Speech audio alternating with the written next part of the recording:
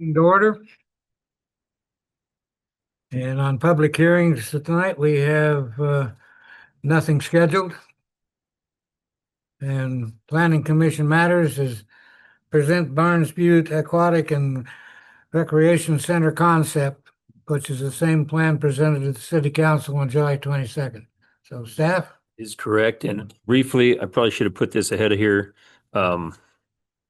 You'll notice we have a different, probably don't notice we have a different setup for our meetings, just like City Council. These are now being recorded video streaming so people can watch online. They can't. We have to be careful about what we look like. You have to be a little bit more appropriate, Darn. Priscilla. So I'm not recording here anymore. It's being recorded on a Zoom video. The presentations will be live so people can see them on their laptops or whatever they want to use at home, which is convenient for them. Eventually we'll have a presentation computer up here that maybe we can use, but it'll take some getting used to because the meetings will run a little bit differently with how people interact. We will be able to more easily interact with the people online if they want to choose to join the meetings online, especially for public hearings. We will never see them though at this point. You will just hear them and we have control over moving them in and out of the system. So if they want to speak, they have to raise their hand and we bring them in. And so there's a different sequence that will take place when we do our public meetings. A little bit different than we were before, but it's roughly the same. So are you saying then that people they can provide testimony.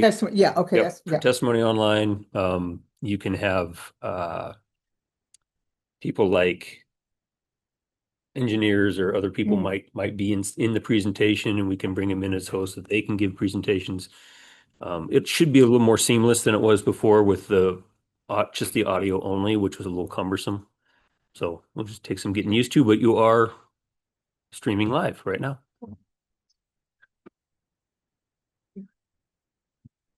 Brave new world. Yeah. So I wanted to give this, if you guys in the audience might want to shift over. We still have the funny computer screen over here. That's the presentation screen, and this is the meeting screen, and that's the presentation screen. So this presentation I'm about ready to give, it's not mine, it's someone else's, but it was done to City Council on July 22nd. The Parks Board has also seen it. This is a concept that the city has been working on in the Barnes Butte area, right around where the track and things are. So back in 2020, some people remember, this goes back to 2016 when we actually bought the property, but this is the concept plan that came out of the National Park Service grant that we got. And we did the big charrette, and the whole volunteers and the architects came down to Barnes Butte School, and we created this kind of conceptual master plan. And as part of that, this area down by the track, of course, people online can't see my pointer, but down by the track and where the corrals and the parking lot are is kind of considered kind of the hub area. And the concept plan doesn't really show it, just kind of says visitor center and whatnot. And this is the development part of the plan. Like, this is the hub where we expect most of the development on the Barnes Butte area to occur, and leaving the rest of it open for open recreation. That was the concept in 2020. In 22, we said, okay, let's do a concept for that visitor center that we identified. And we kind of tucked it up in here. So it has an event hall, about 300 person event hall, with the chamber. We're operating on the other side for the visitor center because the chamber is our visitor center, kind of facing Barnes Butte, great views. I mean, we've got little wedding venues down in here. This is the pond that we actually did activate last year and are going to continue to activate. So this was kind of our first stab at how this hub area could look and function. And then the pool rec center kept coming up. A lot of groups in town keep pushing for it. A lot of just individuals keep asking for it, people in the neighborhoods. And Combs Flat Road was being built. And we're like, okay, let's build the infrastructure up here. We can kind of plan for these types of larger developments. So Combs Flat Road was built to accommodate for a larger facility. In 24, which was last year, we actually had this concept drawn up by Zabo, I believe the architect firm is. And so you can see the roundabout in the foreground. That's the current roundabout that is built up there. What you're looking at here is kind of a northern view, Barnes Butte in the background. That first building would be the pool. The back two buildings are the basketball courts, more the rec center, the elevated track to walk on, things like that.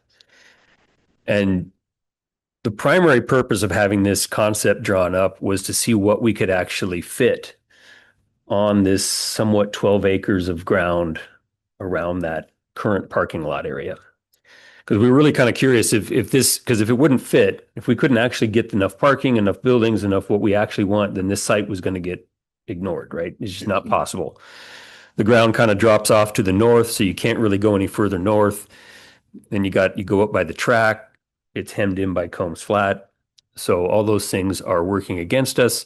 So we thought, let's see what we can get done. And it turns out that we can actually get a full competition pool, rec pool, 6 basketball courts, 8 in a pinch, and a bunch of other amenities within the grounds, and a plaza, enough parking with overflow parking. And you can still see the visitor center area in the back that also fits in with the same concept plan. Project phases. So number 1 was concept. So we did that. We are currently in number 2. So feasibility study. This is where we actually go back to the same firm, and they have another group that comes in and basically evaluates everything you want to do in that building and how it can be used, how it can be funded, how much revenue are we going to get from it, so we know how much we have to subsidize it, because it will be subsidized. There's no way these things usually operate on their own. Who's going to run it, those types of things, and what's that final price tag going to be. I will let you know that the idea is that this would be a city facility on city ground ran by Parks and Rec is the concept. So, and the reason being is they have the expertise on managing that type of facility, and the personnel, they currently manage the pool, the RV park, and a lot of their parks around here. So it makes sense that they would operate that. Parks and Rec is on board with that. In 2027, when the data center money starts to come on, they will also receive a chunk of that money, so their operating budget will be greater, so they'll have the ability to manage those funds as well. So it's kind of all being staged for that kind of, I would say, that 2028 year. Is the plan for the Parks and Rec office to be there as well? No, no, that's still up in the air. We've had debates about that. Parks and Rec office will likely be either in the same place, or, they've been talking about moving their site, but it might even be that it's a completely separate department or enterprise fund of parks, and it may even have its own manager. We haven't really worked that out yet. Then comes the funding strategy. So how do we finance the thing? Do we have to go out to a bond to the citizens? Can we manage this in-house? How do those dollars fall? Do we need to get a loan? Those types of things. Design and development, that's where once you have that funding strategy, you can kind of say, okay, if this is a $70 million project, what does $70 million look like? How do we build these things? We have some concepts and large timber, mass timber type design. How much of the patios, what kind of materials do we use? Where do we need to pull back to get into a nice price tag that we're willing to accept? Those types of things are going to come in stage 4. And then stage 5 would be construction and then management. So like I said, ideally 2028, we could potentially have something going is what we're striving for. And the council is as well. That's essentially the site as it is today, and kind of stretching out. You see where the trail system kind of goes to the north. This would be the expansive, that overflow parking in the future. Visitor center off to the right there, and the actual rec center will be pushed into the hillside of the track. to take advantage of that elevation and place the parking out by the road. And so here's kind of that concept that we're looking at. We went through probably 6 different iterations of this to come up with something that actually functions fairly well. We didn't want to break up the parking too much and use multiple access points. We wanted to make sure that there was 2 separate kind of that visitor center area that can work independently of the rec center, but still utilize the same parking so we're not doubling up.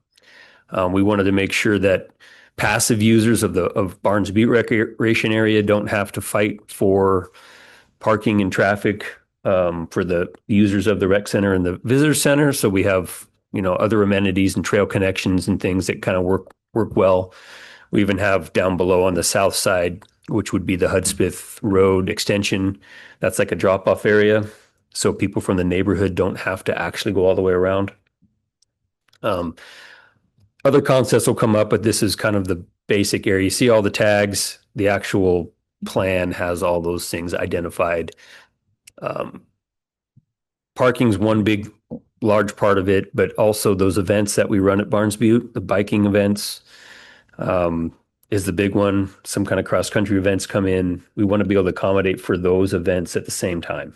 So that's part of the challenge of managing a facility like this. So building footprints, like I said, the pool is the one kind of anchoring the corner with the rec center, and I have a visual of this later. And then the basketball courts and such kind of pushing into the hillside and kind of giving this elevated feeling. And then activating the track, the old horse racing track, would actually have a connection up top to come down into it. So you're combining those things together. This is kind of what it looks like from a profile. You see the pool below and then the courts kind of moving up top. It lends itself well. It creates a nice breakup of the things. You're not seeing this huge mass building. Again, these designs will be tweaked, but it works well on the site, and I think it would fit into the actual look and feel of Barnes Butte without kind of obscuring the butte itself as you're driving up to it. And connection to the track I thought was really important, which is why we wanted to really push that in, because I want people to engage both and kind of have this seamless facility. Site plan. So this is what it kind of looks like inside. You have your competition pool, changing rooms, dressing rooms, all that kind of stuff that goes along with the pool, HVAC. You have your pool, your slide, kind of your rec pool, and then your competition pool on the other side. Basketball courts were designed to have kind of 2 things happening, where you'd have your warm-up courts. You might have these will be dual purpose. So you might have basketball competitions being run out here while you have warm-up courts going over here. You might have 2 different events going on where you could turn these into pickleball courts. You can turn them into tennis courts. You can volleyball. Racquetball is not on here. I brought that up. I like racquetball, and I was told I was too old. I like racquetball too. There's not a racquetball court on here, but again, it could be added. There was originally where the 2 courts are to the north, there was another set of courts. So it does fit another extension of that building. You could do something fairly easily. The stuff in the middle, you see between the 2 courts, those are dressing rooms, but they're also could be just classrooms, could be racquetball courts, could be something else that hasn't really been determined yet. So those are part of the things where when we get to a real good concept of this is, okay, does the community come out and really want racquetball courts? We can add those. It's not too difficult to add a racquetball court or squash or whatever they might want. There's going to be a limit, though. We can't have everything. You'll notice there isn't any significant weight rooms and that kind of thing. We feel that's more of a private sector. We have 3, exercise. We have the PAC. You have Norms, and then the new one just opened on 4th Street. So we don't really want to compete with the private sector, but it's not to say we won't have, classes up there that do physical fitness, but you probably won't see initially a lot of weight rooms and that type of stuff, unless the community really wants it. It was designed to have a single entrance. so that you can manage both sides. You can see there's outdoor courts kind of planned in there. Ignore the outdoor hot tub. That's probably not going to happen. But a lot of plaza space, a lot of hangout space for people just to kind of be. And like I said, the activation with the track, you can see those step down into the facility itself. You saw that picture already. These are kind of the concept drawings. We went through an iteration of different concepts of what there was a whole kind of little charrette. And we really wanted to use that mass timber, kind of like what the hospital did a little bit, where they have that, where it's shown, you can see that wood, that kind of character of the town, the old timber town of Prineville, but still have this open feeling, large glass doors, the roll-up doors, and still be somewhat affordable. You don't want to get too out there with your materials, or you start getting the expense starts to roll up.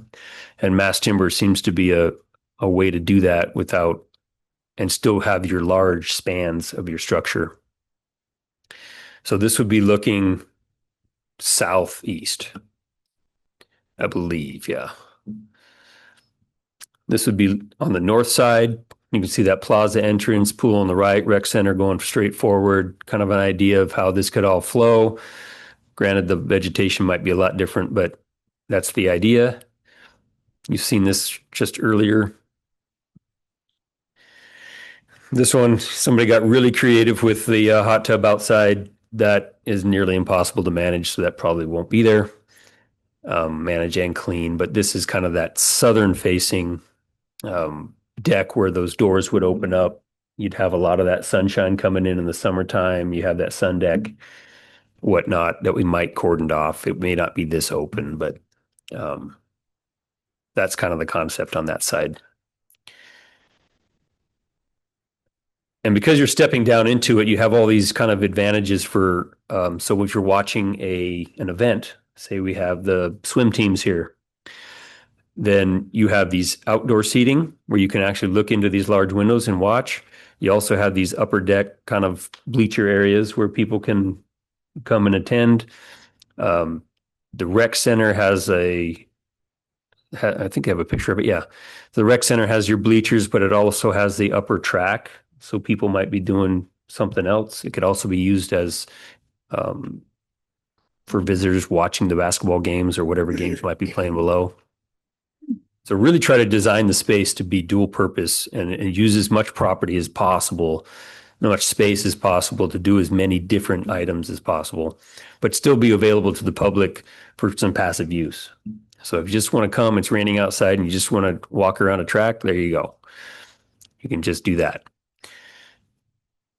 And then that would look out over the track to the right. Another look at the pool and how the audience would look down on the competition pool so you can watch them. Just a bunch of different angles and concepts. Again, this is between the two buildings. You can see that upper track and how that functions inside. And that is kind of the presentation.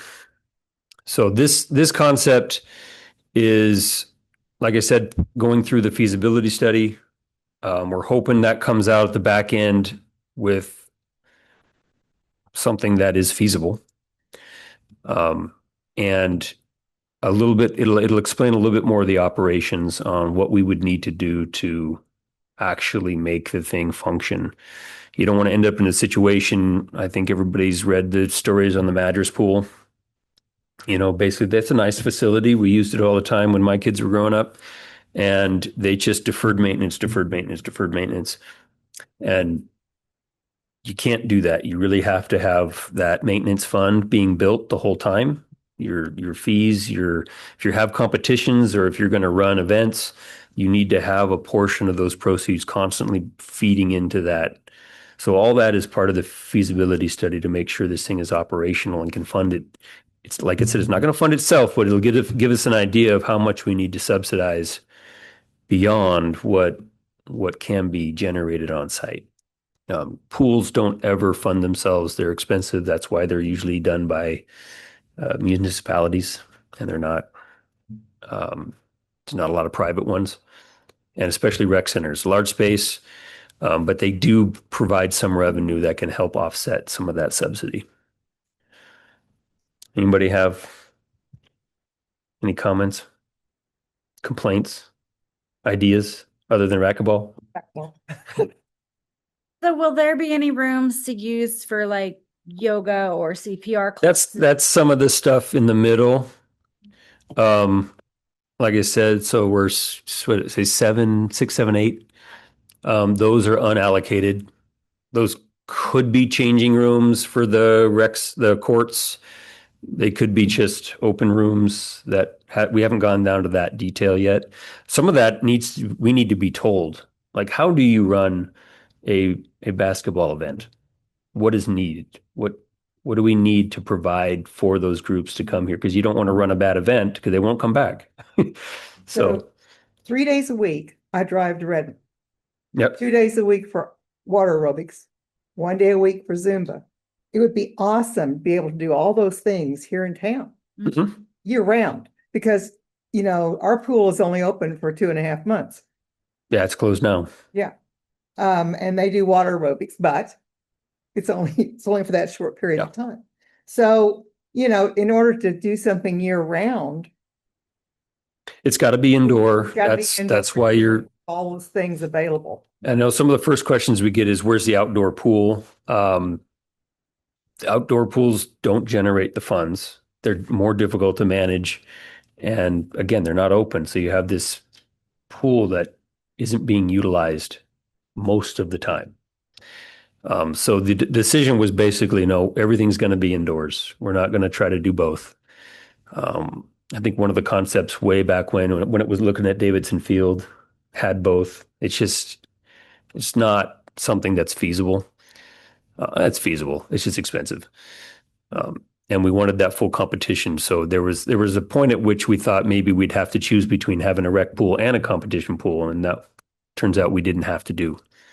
But there are a lot of choices we still have to be made and some tweaks that might be made. But there is no, like I said, the whole point of the concept was to ensure that we could actually fit at least the big stuff that we wanted, the pool, the rec center, and there are ways to tweak this to add some things if we needed to in the future.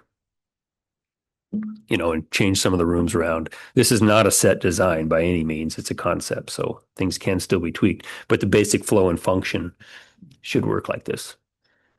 Well, it would be nice if a couple of those basketball courts could be utilized for something else. Yeah, so I think they will be. I think they'll have multiple lines, dual lines, and how they do that where you can. Well, There'll- you can do There'll be that. volleyball courts, there'll be pickleball courts, so they'll have that ability. Again, I don't know how many lines you can put on a basketball court before it becomes really confusing. That's again goes back to that competition. If you're going to run events, what do people expect? What do they know. have for offices for management and maintenance and? That's right in the middle. So you have you'll have you have this one entry point in the front, and then kind of that 1, 2, I guess they'd use 1 again. That's kind of the office and management area. And then what you're seeing next to the pool, those could potentially be something else, but a lot of that is just dressing rooms, locker rooms, and HVAC system. And for that section of it. So some of those little nuances, like where do you put the file cabinets? That hasn't been drawn into this yet. Your maintenance things. Yeah, all the maintenance closets and all this cleaning stuff, that came up in our meetings too. Like, are we going to clean this? Are we going to contract that? Where does that go? Rooms 3 and 4 could be something else. Those could be changing rooms while the middle is, there's plenty of room to do those types of things. That's the detail that comes with, if you go all the way back with phase 4. So we're sitting at phase 2. Phase 4 gets into all the little public input, But that's when we start saying. That's when you start saying you want your racquetball courts and your maintenance closets. Yeah. So we're a ways away from that, what you're saying. I don't know. That's a question, So I mean, 3 years goes by pretty fast. So I know the council is interested in moving quick. We want to know what we can do we don't want to be one of those projects where you put it on a shelf and decide to build it in 10 years and then the cost is not the same and so we are targeting that 2028 build as part of the feasibility study for cost. So they're inflating it for that year already. We don't want to keep stretching that out. Otherwise, you run into the same situation we did with Third Street, where we had the money in 2017, but didn't build it till 2023. And then your costs went overrun. So hopefully it's not that far away to where we start actually doing number 4. We need to get the feasibility. We need to know the cost. We need to get that funding strategy so that then we can inform the public on how that's going to work. They need to know whether they're going to be voting on it. We need to know as well. When I say we, I mean city needs to know, are we going out for a bond or are we not? Are we just doing, there's a different way to do it where you can just guarantee, it's a revenue bond. It's called a revenue bond, where you have the revenue streams coming into the city already through whatever it might be, and through parks and through other elements that you can just pass a revenue bond and it doesn't have to go to the public. That's one way to do it. The other way is to do a public bond. The public bonds, we know how those have gone. They just barely fell. I think the last one was like 600 votes or something. And that mostly had to do with the ability, because we didn't have a good plan to maintain it.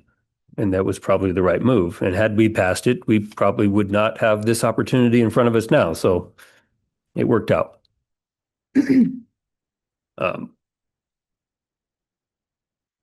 So go ahead. The feeling I get is that people are much more ready to accept something like this at this point. They're more excited about it now than 6-8 years ago. Yeah, I get the same feeling because you're getting a lot more development. People are driving. My wife, Anna, she drives probably 3 times a week to go to Redmond Pool. Used to go to Madras.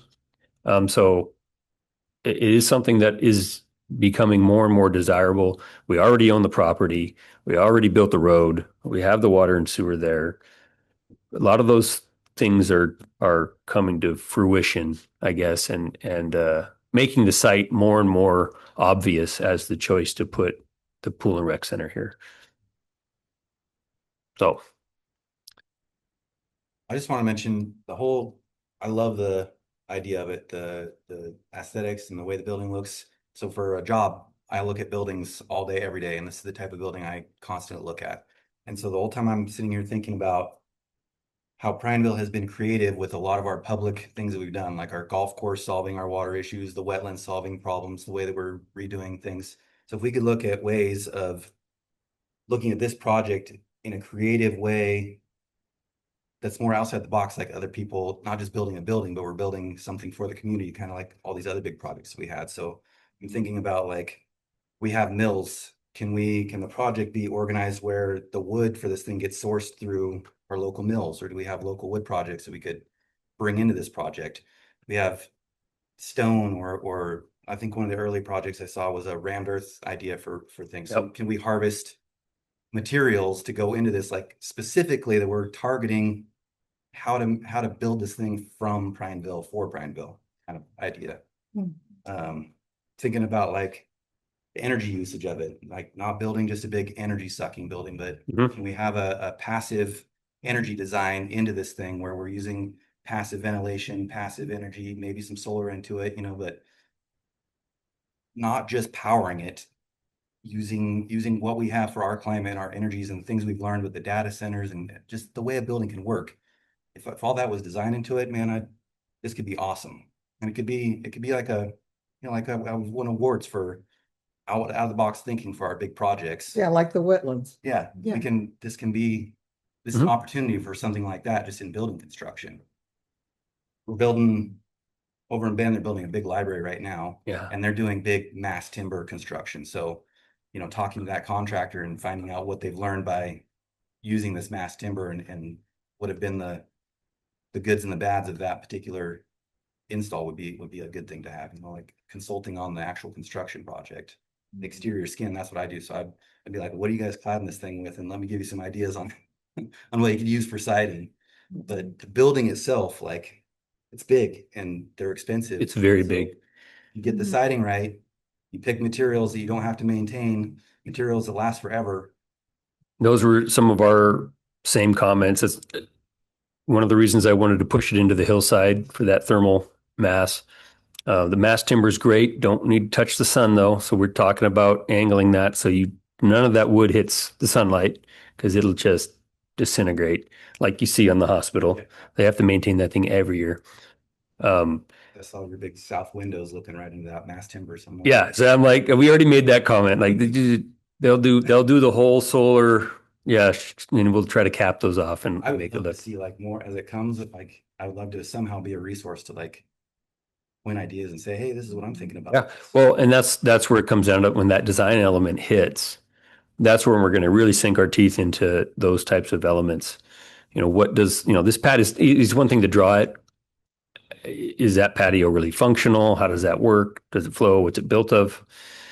Do we source everything from Oregon Block right here in town? What can we do? That's like, Yeah. community you have the people who really want something like this and the people who are like, I don't want to pay for something like that. So you can figure out how, hey, we're spending a lot of our money just right here. We're trying to make this project through our mills and through our block places. If that's something you can write into the plan, that would be pretty beneficial, especially if you're getting more buy-in for everybody from the community. Agreed. Anything else?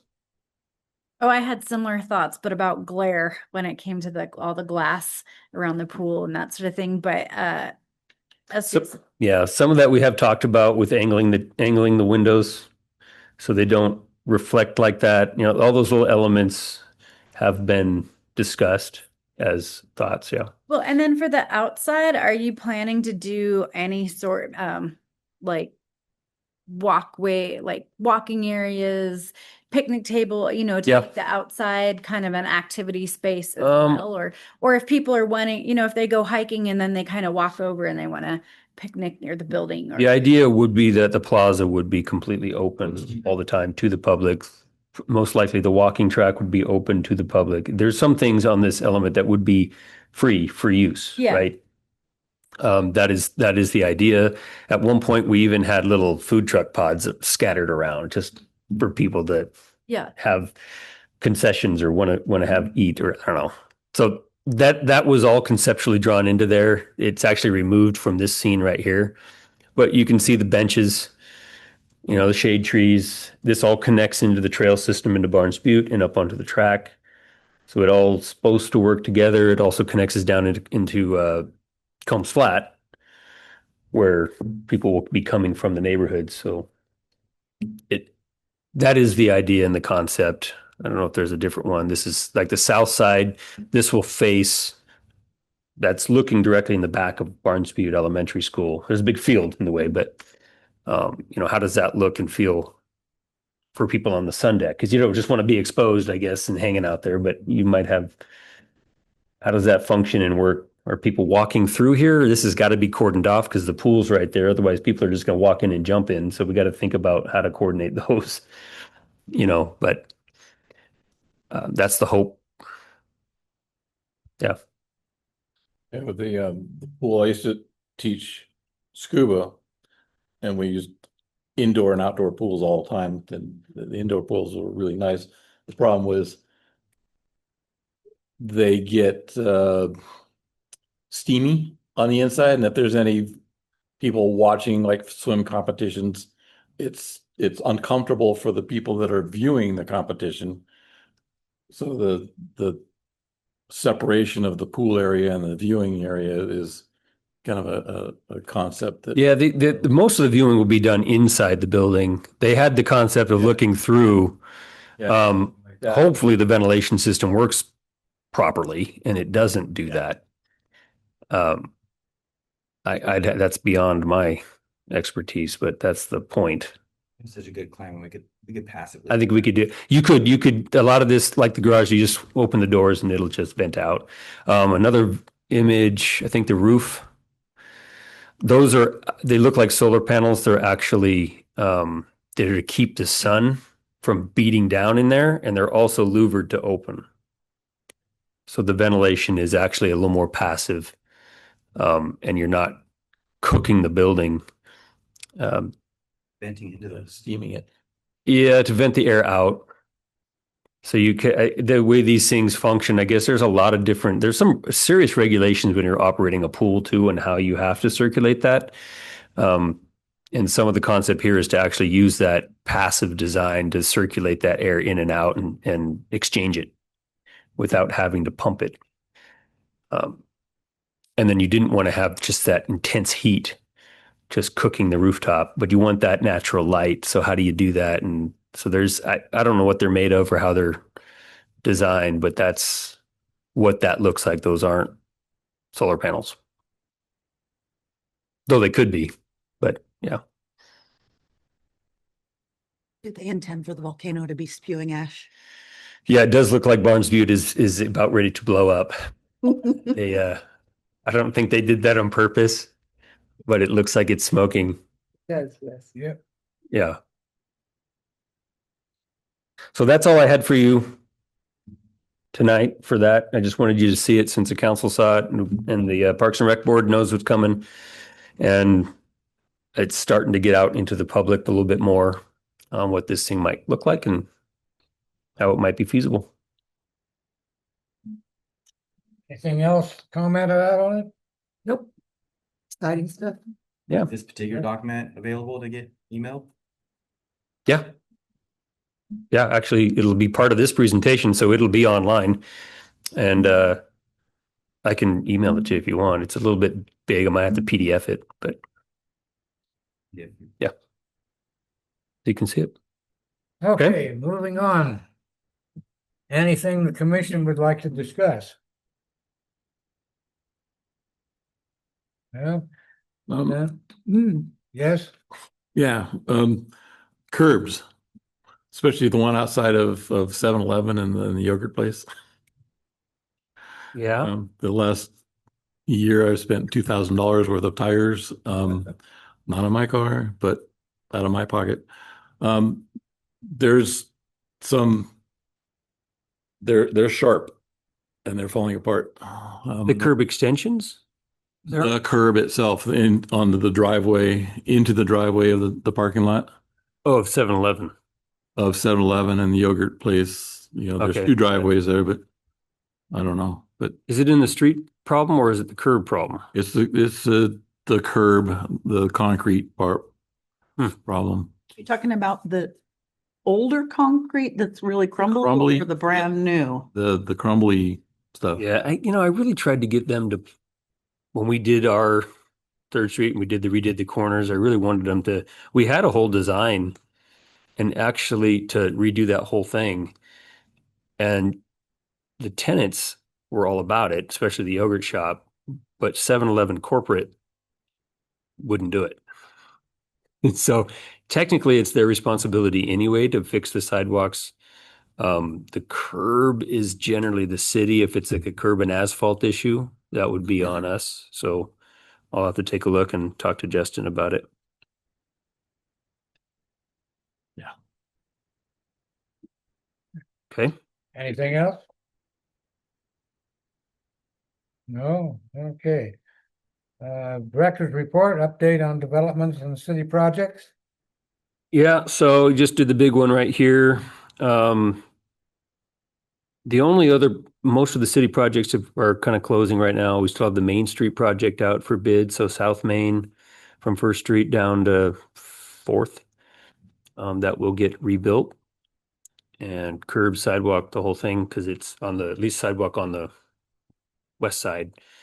So everybody knows we put that new water line down there. It was patched back. It's terrible. It's bumpy. It's kind of a hideous. They have drainage problems. So that whole thing is going to get ripped out and rebuilt. That we should be getting the bid on that here relatively soon. Hopefully we can get it done this before the batch plants close. So that's a big project we're working on as a city. Beyond that, all development is primarily currently operating up on the hill. So the Rooster, which was what it's going to be called, I think. The gas station convenience store up on the hill, that thing's really taken shape. If you go up there, you can see it now. They're all vertical. That should be rolling. CVI, that big company, that's 70,000 square foot building, and a lot of those jobs are coming over. That should be done next fall. That's a big project for the community. Like I said, that's a project coming over from Bend. So those are exciting for us to see. Some of those jobs, especially since we lost Indira. Don't know what's going on with that.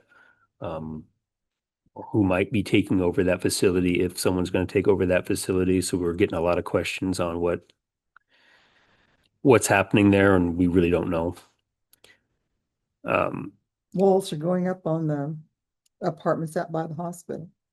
Oh yeah, the apartment complexes by the hospital that's Cobalt Build doing that. They're going nuts. I mean, they're already advertising. I think it's PrimevileAPTS.com is advertising and taking reservations for different rooms. You can actually put your name on the list right there. And then on the Madras Highway, those apartments have been languishing for a while. They finally did turn in their SDC deferral documents to pull 2 building permits. So that should be starting. I went out to church today and there were trucks pulling in and out of there. Looked like maybe concrete, cement trucks, but Yeah, so there is something happening there. there should be starting on 2 buildings. So that finally did get off the ground. And then you see the ones going up on Laughlin, the little duplex style condos.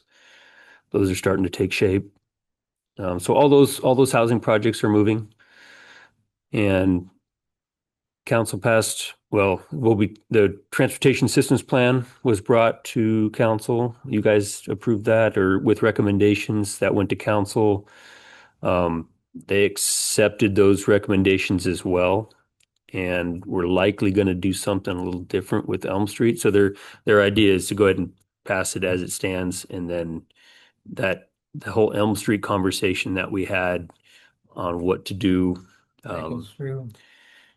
they kind of agreed that it's probably unlikely that Elm Street would ever punch through, just based on the nature of that road going south is very narrow, very residential. And what we were discussing is, how do we get from Elm to Fairview? Where's that crossing? Changing the stop signs and just making that a separate project under that line item will just be a little different. So that might be the direction they take, so that hopefully that project doesn't show up again in our next transportation plan. That when we update it, it'll be a different look and feel for that. Because like I said, that's been in our transportation plan for 20 years at least, and we've never done it. We're not going to buy those homes just to rip them down. So that's probably what's going to happen there. I'm trying to think what else we're doing. Back to the EOA, the Economic Opportunities Analysis. So we do have a second draft of that coming out. We're still working with the numbers, but that's coming around. So that analysis will, of course, replace our Chapter 5 and allow us to expand to UGB in the future. We're trying to get that passed first. I don't expect that. Everybody's trying to push for it to go by the end of the year, but November is usually a dead month. December, we have 1 meeting. I don't see that happening until next year. Once that's in place, there really is nothing we're looking at expanding to right now, but it gives us an opportunity if someone comes in that we can expand our urban growth boundary at some point, but we have to get that finished. What about the one we approved down towards the Prime Products Mill? Yeah, so that was the EOA you guys recommended, plus the UGB expansion. Basically, they both got, by the nature of council not approving them, they essentially withdrew them. Okay. They said, we're not doing it in that fashion. They took a step back. We instructed the consultants to update the economic opportunities analysis in a slightly different way. It's still basically the same, but we're de-emphasizing the biomass facility, which was the key whole point of that.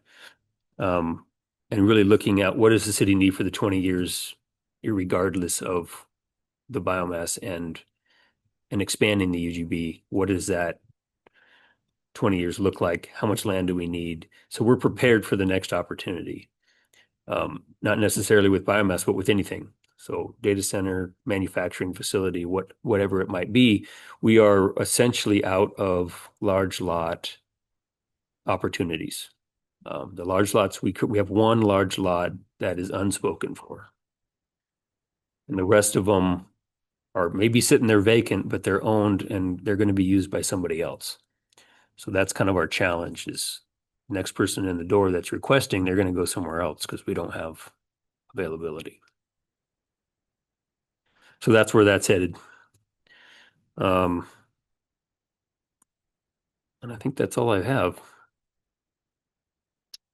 Okay, anything anybody else wants to bring up before we close the meeting?